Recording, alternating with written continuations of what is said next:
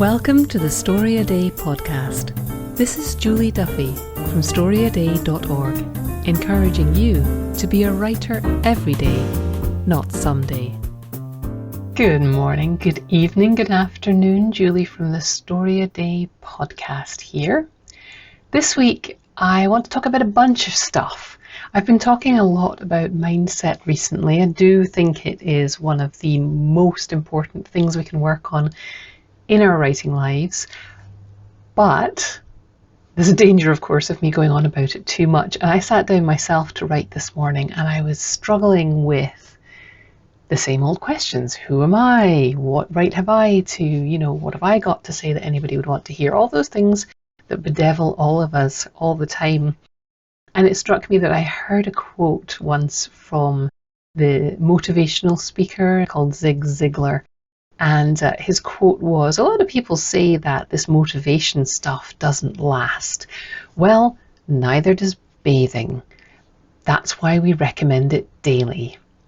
And that cheered me up a little bit because I shared that in a writing sprint with the Story A Day Superstars. We happened to be all writing together at the time. We took a little break and I said, this is what was happening. I was still struggling with mindset and it was annoying me.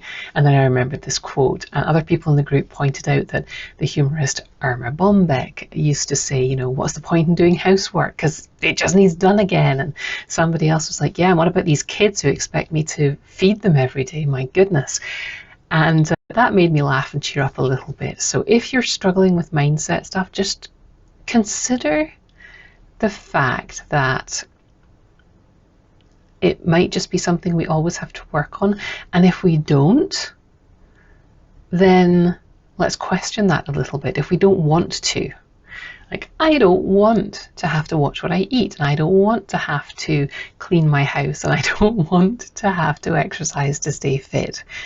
These are all sort of on the face of it nonsensical arguments, but they're very common. There is a very wise psychologist who I follow. She's been on the podcast, Dr. Julie Helmrich, and you can go back and find that episode. And she talks a lot about this kind of stuff and the stories we tell ourselves being very important. And she asked a question recently that made me pause, which was, when you're getting annoyed about something, consider whether you've got a little bit of arrogance and entitlement happening there. That made me pause and think about that. So I was thinking about that this morning with my motivation stuff, like, haven't I fixed this yet? And I thought, oh, look, I've got a little entitlement there. I feel like just because I enjoy writing when it's going well, that it should never be hard, or I should never have any doubts about my own abilities. And yet that doesn't square at all with anybody who wants to get better, anybody who has a sense that there is more and who is striving. Doesn't square at all with this sense that you shouldn't have to work at it and that some days it's going to be difficult. So I'm going to leave motivation there for a minute and just encourage you to be okay with the struggle. This month, I have found myself reading a bunch of collections, catching up on a bunch of collections of short stories that came out last year. I just finished, and I wrote about this on the blog, Cosmogramma by Cortia Newland. I'm currently deep into The Secret Lives of Church Ladies, which is by Disha Filiot, who gave us a prompt last year for the challenge. And I should have read the book before now, and I am loving it. One of the things that struck me is that I'm accidentally reading a lot of writing by Black authors during Black History Month, which is kind of delightful. I didn't do it on purpose, and the reason it delights me is that it means I'm stumbling across a much more diverse group of authors, because we started asking, please give us more diverse voices, and the publishing industry has responded.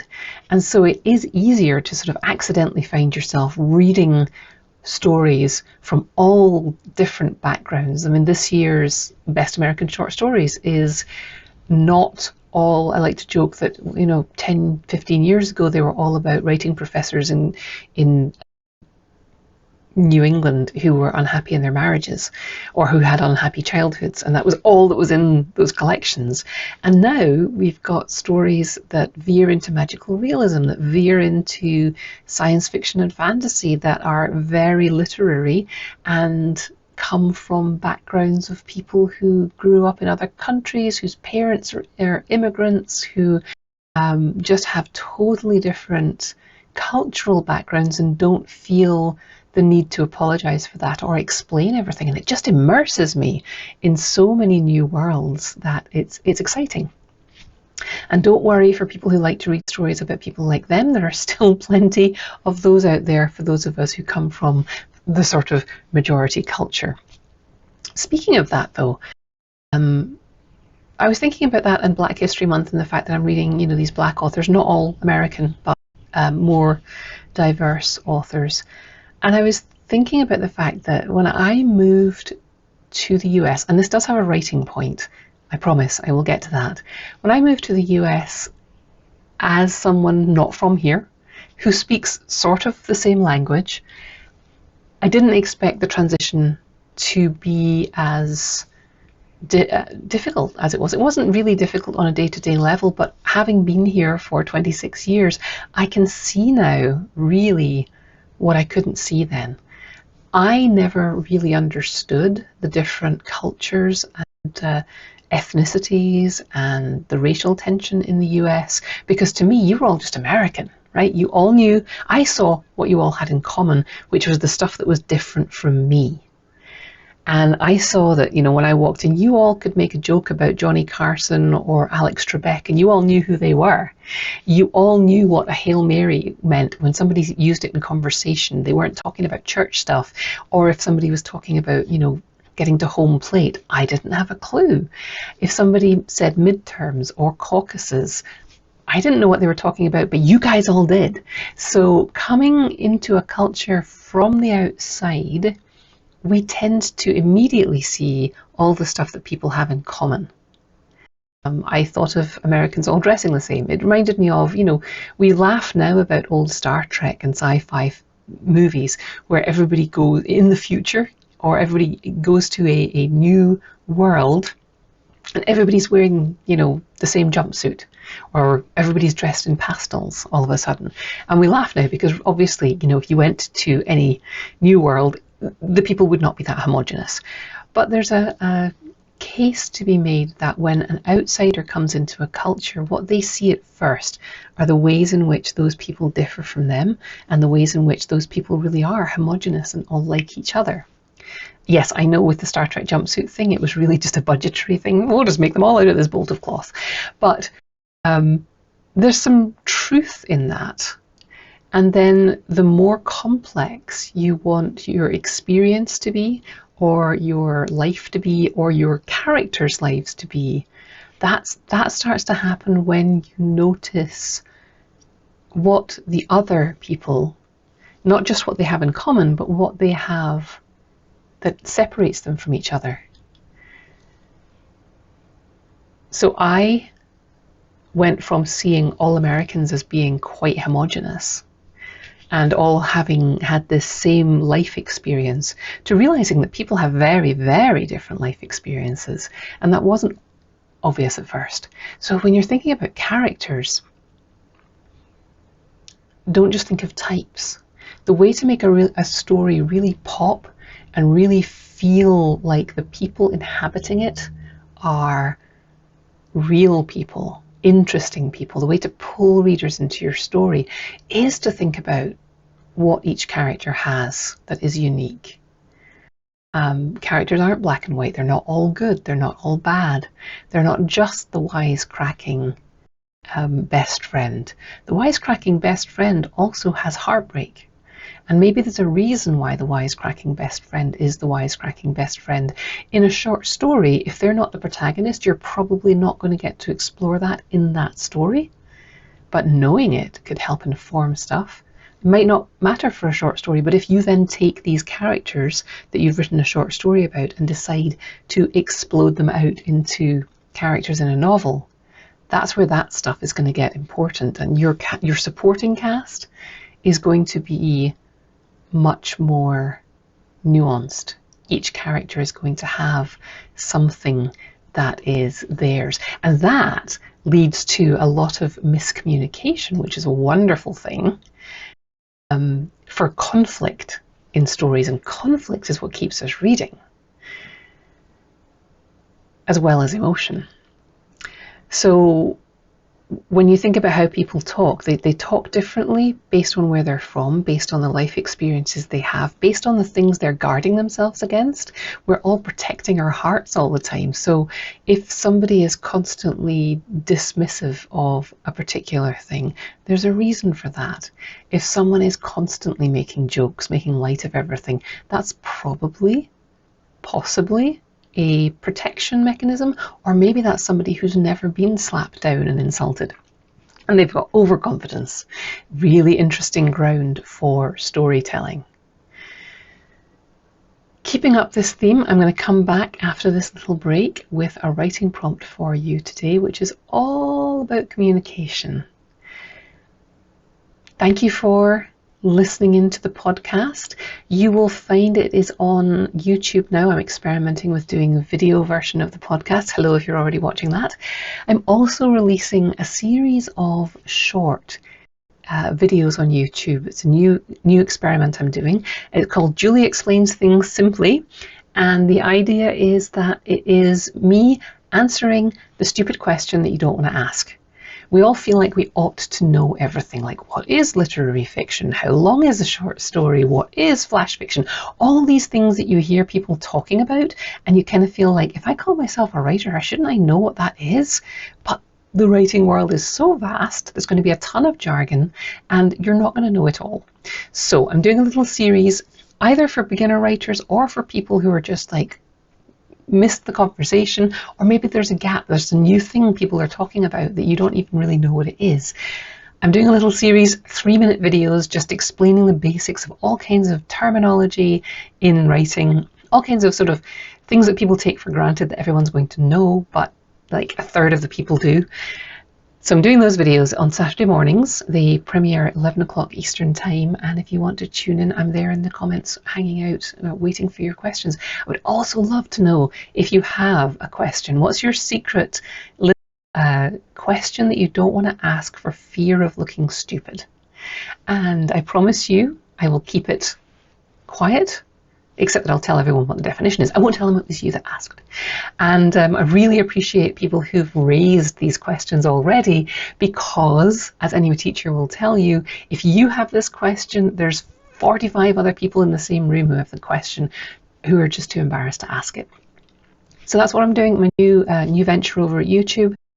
The Story a Day May is fast approaching. We're in February now. I'm putting together a plan for this year. I'd love to hear feedback from you about that as well. So you can come over to storyaday.org/podcast. There's a little pop-up there that comes up and says, tell me something. Tell me what you need.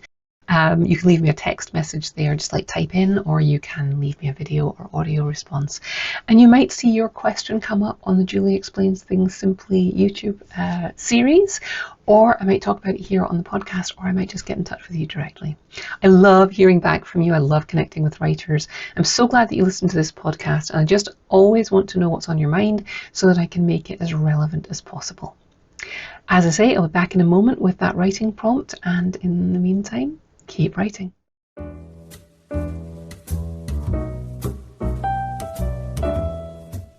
If you want to learn to write, don't read another book or article. Start writing. I'm here to invite you to consider the Story a Day 3-day challenge. It's a challenge and a workshop that gets people writing and completing stories in just 3 days, and it works. I'm fanatical about getting more and more diverse stories into the world, and I think yours should be among them. If you're feeling the pull to write or level up your storytelling, let me hold your hand through 3 days of short story writing. Check out the 3-day challenge at storyaday.org/3DC. I am going to suggest that you write a story today where the reader only hears one side of the conversation. So it could be a series of letters, but we're only getting the ones that are sent from the girl, not from the guy. Or it could be one end of a telephone conversation.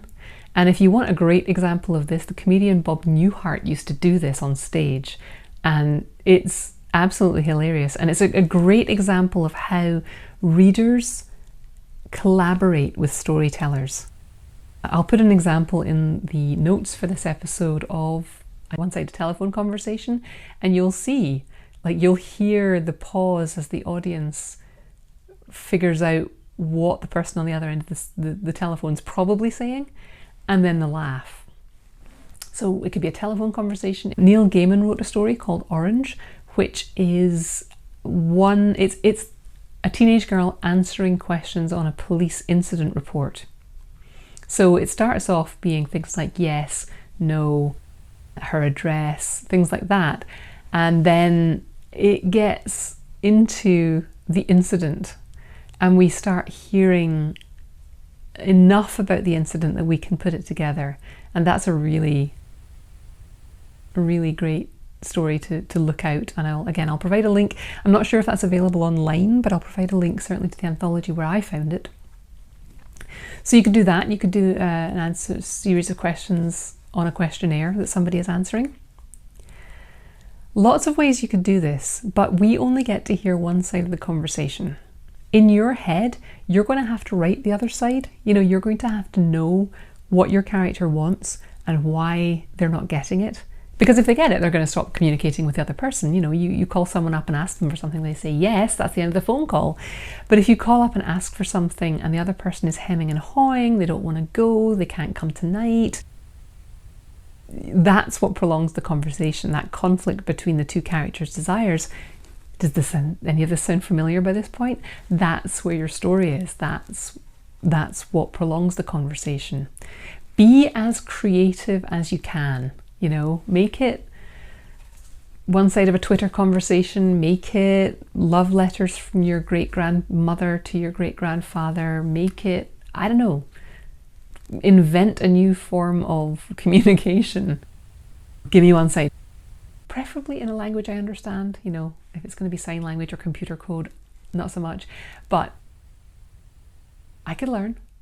But the art of communicating and connecting with your reader, what you really want to do is you want to pull your reader into this story by leaving gaps.